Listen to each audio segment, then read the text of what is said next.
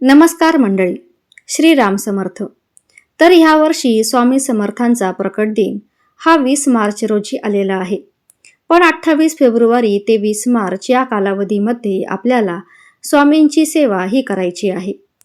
तर ह्या काळात अनेक स्वामी भक्त स्वामींच्या नित्यसेवेमध्ये तारक मंत्राचे पठण करतात.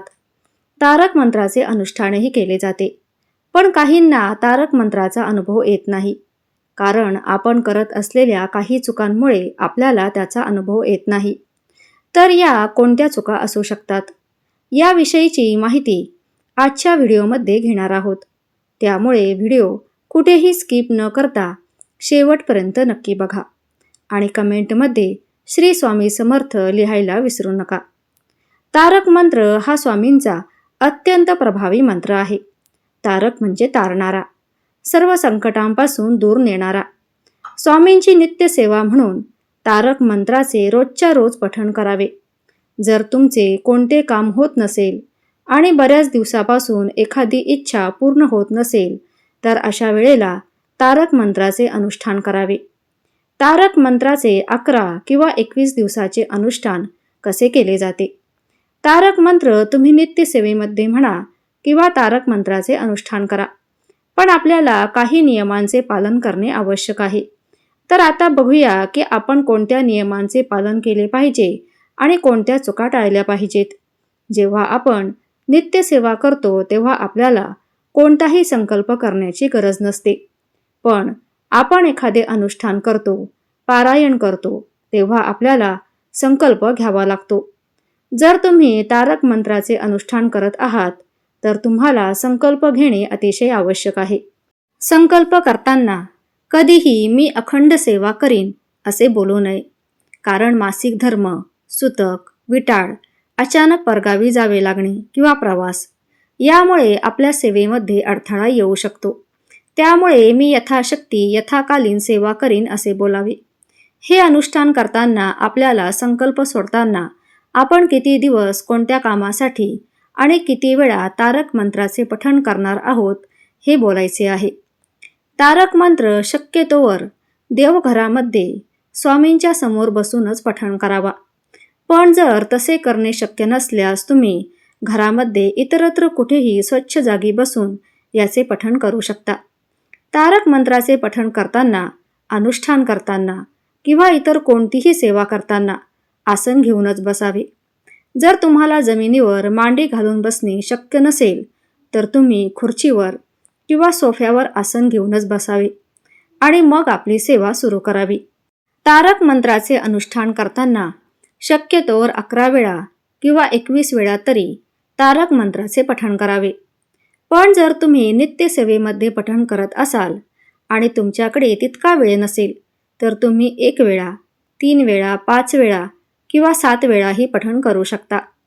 पण जर तुम्हाला अधिक चांगले परिणाम हवे असतील, तर तुम्ही नित्यसेवेमध्ये सुद्धा कमीत कमी 11 वेळा तरी तारक मंत्राचे पठण करण्याचा प्रयत्न करावा, जेणेकरून मंत्राची ऊर्जा वाढेल आणि ही ऊर्जा आपल्यातही सामावली जाईल. तारक मंत्र हा लक्षपूर्वक एकाग्रचित्तेने पठण करावा. घाईघाईमध्ये पठण करू नये. जर तारक मंत्र तुम्हाला पाठ नसेल, तर गुगलवरून त्याची प्रिंट काढावी आणि त्याच्यामध्ये बघून म्हणावा. तारक मंत्र हा खूप साधा सोपा मंत्र आहे आणि हा मराठीतच असल्यामुळे वाचायलाही अगदी सहज जमते. यामध्ये कोणतेही अवघड शब्द नाहीत. तारक मंत्राचा अर्थ समजून घ्यावा आणि मग मंत्र पठण करावा. त्यामुळे आपले मन एकाग्र होण्यास मदत होते. आपले उच्चारही स्पष्ट असावेत. स्वतःला ऐकू जाईल एवढ्या मोठ्या आवाजामध्ये तारक मंत्राचे पठण करावे. तर आता आपण बघूया की तारक मंत्र करताना तीर्थ कसे बनवावे. तर तीर्थ बनवताना एखाद्या पेल्यामध्ये किंवा ग्लासामध्ये स्वच्छ पिण्याचे पाणी घ्यावे आणि हा पेला घेऊन बसावा. 2 अगरबत्ती किंवा 1 अगरबत्ती लावावी. आपला उजवा हात पेल्यावर ठेवावा आणि तारक मंत्र म्हणण्यास सुरुवात करावी. काही लोक हे तारक मंत्राचे पठण नुसते पठण करतात, तर काही जण हे तीर्थही बनवतात. तारक मंत्राचे पठण करताना आपण जितक्या वेळा तारक मंत्र म्हणणार आहोत, तितक्या वेळा आपले पठण पूर्ण होईपर्यंत आपला हात पेल्यावरून काढू नये. तारक मंत्राचे पठण करत असताना मध्येच उठू नये, कुणाशीही बोलू नये आणि आपला मोबाईल बंद ठेवावा. घरामध्ये तसेच इतर लोकांनाही सांगून ठेवावे. नित्यसेवेमध्ये किंवा अनुष्ठान करताना जितक्या वेळा तुम्ही तारक मंत्राचे पठण करणार आहात, तितक्या वेळा तारक मंत्र हा एका बैठकीतच म्हणून पूर्ण करावा. सकाळी अर्धा, संध्याकाळी अर्धा असे करू नये.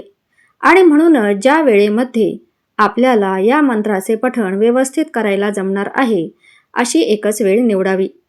तारक मंत्र तुम्ही 11 किंवा 21 वेळा म्हणणार असाल, तर त्याची मोजणी व्यवस्थित करावी. एखादा मंत्र जास्त वेळा म्हणून झाला तरी चालेल, पण आपण संकल्पयुक्त सेवा जर करणार आहोत, तर अशा वेळेला कमी काउंटिंग होता कामा नये. आणि यासाठी तुम्ही जितक्या वेळा तारक मंत्राचे पठण करणार आहात, तितके हरभरे किंवा कॉईन घेऊन बसावे. म्हणजे आपला एक मंत्र वाचून झाला की एक हरभरा उचलून बाजूच्या वाटीमध्ये टाकावा किंवा एक कॉईन वाटीमध्ये टाकावा. किंवा आजकाल मंत्राचे काउंटिंग मशीनसुद्धा बाजारामध्ये मिळते, तर त्याचाही वापर तुम्ही करू शकता. तारक मंत्राचे पठण करताना आपण जी अगरबत्ती लावतो, त्याची रक्षा फेकून देऊ नये. रक्षा म्हणजे राख. ती एका डब्यामध्ये भरून ठेवावी. रोजच्या रोज ही विभूती आपल्या कपाळी लावावी. आपल्या कुटुंबातील सदस्यांनाही लावण्यास द्यावी. याशिवाय काही विभूती तुम्ही घरामध्ये सुद्धा फुंकवू शकता. तारक मंत्राचे तीर्थ आपण जेव्हा बनवतो, तेव्हा घरातील एखादी व्यक्ती ते घेण्यास नकार देऊ शकते. तर अशा वेळेला त्या व्यक्तीच्या शाकाहारी जेवणामध्ये किंवा पिण्याच्या पाण्यामध्ये तुम्ही हे तीर्थ मिसळून देऊ शकता. तारक मंत्राचे तीर्थ वाया जाणार नाही, फेकले जाणार नाही याची आवर्जून काळजी घ्यावी. घरामध्ये जर कुणाला मासिक धर्म असेल, तर अशा व्यक्तीला हे तीर्थ देऊ नये. याशिवाय सेवा करणाऱ्या व्यक्तीला जर मासिक धर्म असेल किंवा घरामध्ये सूतक, विटाळ असेल, तर तारक मंत्राची सेवाही करू नये. नित्यसेवेमध्ये मांसाहार करून तारक मंत्राचे पठण करू नये.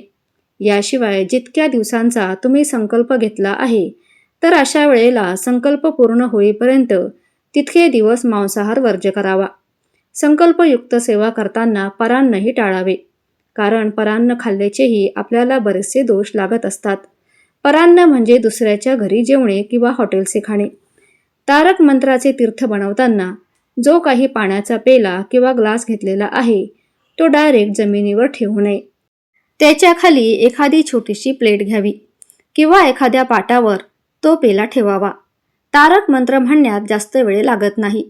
तारक मंत्र जर पाठ असेल तर एकदा म्हणण्यास साधारण 1 मिनिटभर लागतो. अशा वेळेला जर तुम्ही 11 वेळा तारक मंत्र म्हणण्याचा संकल्प घेतला, तर 10 ते 15 मिनिटांमध्ये आपली ही सेवा पूर्ण होते. आणि म्हणूनच आपल्याकडे जेव्हा मोकळा वेळ आहे आणि आपल्याला शांतपणाने ही सेवा करता येईल, अशीच वेळ सेवेसाठी निवडावी. तर हे काही महत्त्वाचे नियम होते, जे आपण तारक मंत्राच्या नित्यसेवेमध्ये पठण करताना किंवा अनुष्ठान करताना पाळले पाहिजेत. अशा योग्य पद्धतीने तारक मंत्राचे पठण केल्यास त्याची नक्कीच प्रचिती येते. अनेक अडचणीमधून मार्ग काढण्यासाठी किंवा आपली एखादी मनोकामना पूर्ण होण्यासाठी किंवा आपले संरक्षण व्हावे यासाठी तारक मंत्राची ही सेवा अत्यंत प्रभावी सेवा आहे. सेवा करत असताना जर आपण शिस्तबद्ध पद्धतीने सेवा केली, काही नियमांचे पालन केले, तर आपल्याला नक्कीच त्याची लवकरच फलश्रुती मिळते. तारक मंत्र हा काही साधा मंत्र नाही, तर हा स्वतः स्वामींनी त्यांच्या भक्तांना दिलेली एक अनमोल भेट आहे. त्यामुळे तारक मंत्राचे असे नियोजनबद्ध पद्धतीने पठण केले असता आपल्याला नक्कीच त्याचे अनुभव येतात. तारक मंत्र म्हणत असताना व्हिडिओमध्ये सांगितलेल्या काही चुका होत असतील, तर आजपासूनच त्यामध्ये बदल करावा.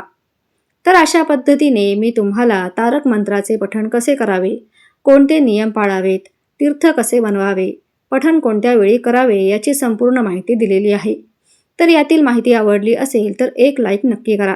आपल्या चॅनलला सबस्क्राईब करा आणि कमेंटमध्ये श्री स्वामी समर्थ टाईप करायला विसरू नका. धन्यवाद.